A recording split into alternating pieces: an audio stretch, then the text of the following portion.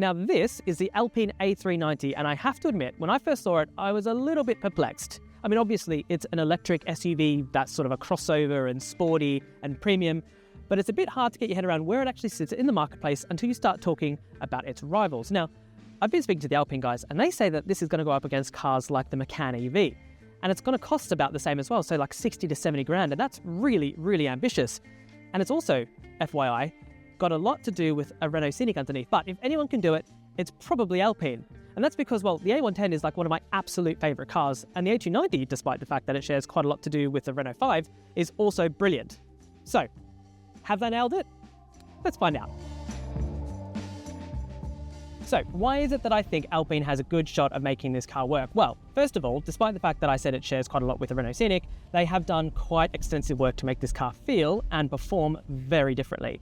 Now, the core of that is the electric motor setup, because the GT gets a dual motor setup. That is also different from the Scenic, which is good. But this one here, which is the GTS, the top spec car, has a tri-motor setup, and pretty much nothing under 100 grand has one of those. So how does that actually work? Well, we've got one electric motor on the front, and then we've got two on the back. And the two on the back work together to both give the car more power, but also augment the power that goes to each individual wheel left and right to make it feel more agile. But what does this car actually like to drive? Well, we're on some quite tough roads at the moment, and it is a little bit stiff. This is on 21-inch wheels as well, and considering that it doesn't feel too brittle over like hard bits in the road, but the setup is quite firm. That does mean, actually, that it feels very agile. And I have to say, the calibration between like the throttle and the brakes and the steering does make this car feel lighter. But does it feel like an Alpine? Well, an Alpine A110 in my mind feels really special because it feels very different to all other sports cars. It's soft, it's got this supple way of sort of floating down a road where you can carry loads of speed and feel really confident in how fast you're driving. That doesn't really happen here. I feel confident, but I am being thrown around the cabin a little bit more, which is kind of, inevitable really for any of these types of EV SUVs. But what's the rest of the experience like? Well, in here, the cabin is a bit of a mixed bag really.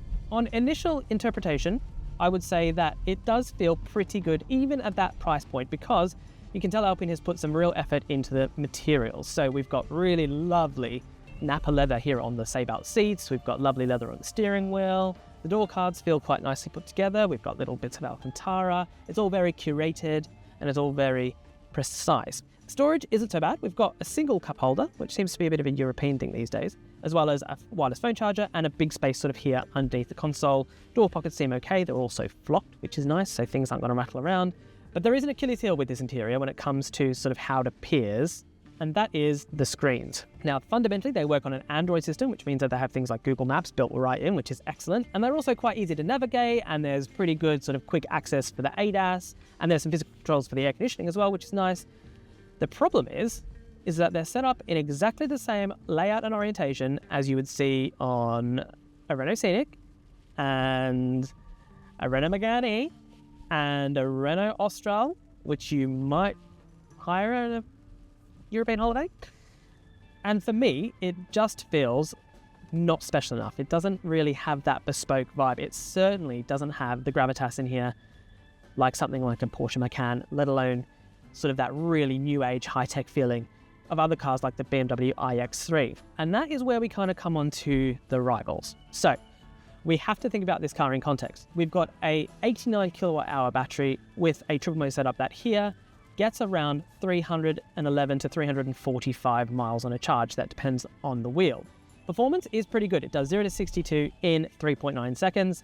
And it has a good sort of 820 something newton meters of torque, which is a lot, and you can feel it. But the rivals have got pretty impressive numbers. So that main key point that they keep bringing up is the Macan EV. And in that car, it's got a 100 kilowatt hour battery, and it's going to do around 380, 390 miles on a charge, which is quite a lot more. Performance is about the same at about 4 seconds-ish to 62 miles an hour, but it's only a dual motor, so you can't get a triple motor. Of course, you can upgrade to turbo, which has a lot more this and that, blah, blah, but we're looking at 100,000 pounds at that point. However, there is another rival that I think Renault didn't really see coming, and I certainly didn't, and that is the BMW iX3. So inherently, it's going to be a bigger car, less sporty, but it's going to do around 500 miles from a charge, and it's got a brand new interior, a brand new underpinnings, brand new battery. Everything is actually quite a lot more advanced than it feels in here.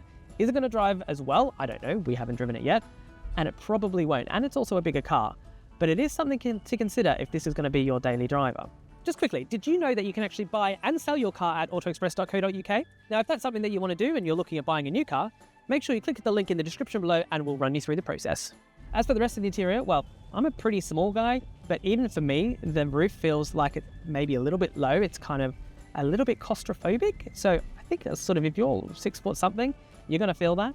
Space in the back also isn't brilliant. We've got that sort of sloping roofline, which is great for styling and also pretty good for aerodynamics, but it does mean that in here it feels significantly tighter than those key rivals. The other thing as well that's worth mentioning is that while the material quality is very good, there is still a sort of Renault-ness to it that I can't quite get out of my head. There's a sort of thinness to it somehow. If you're in the market for a Porsche Macan EV, you're going to notice that when you close the door, it thunks.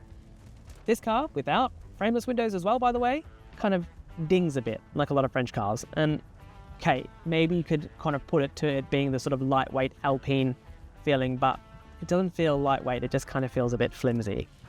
On the flip side, when it comes to practicality, the boot is very good. It's got about 530 litres of space, which on paper is very average, but it looks and feels quite big and usable. You can fold down the rear seats, we've got some space under the floor for some cables, and there's some pockets on either side as well. So practicality-wise, bit of a mixed bag, but not the end of the world. It is worth mentioning as well, despite the fact that it's absolutely horrendous today in France, the refinement seems to be not too bad. Wind noise, I think because of that slippery shape, seems to be really good. There's absolutely no powertrain noise whatsoever.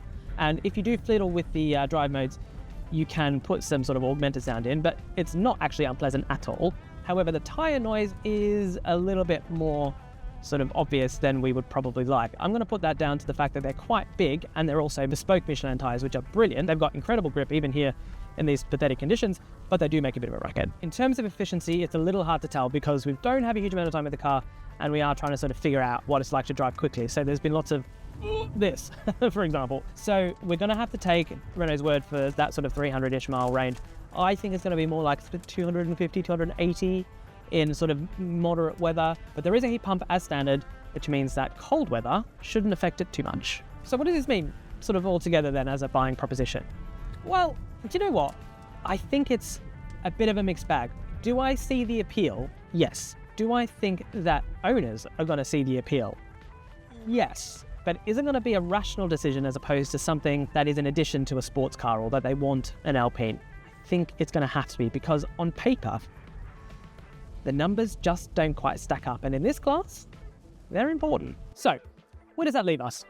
Well, I'm actually just as perplexed as I was at the beginning of this video, because after having driven it for a little bit longer and sat next to the guy who engineered it at lunch, it really does kind of feel like an Alpine. I mean, it's not like an Alpine A110, but it feels light and agile and actually quite engaging for a car like this.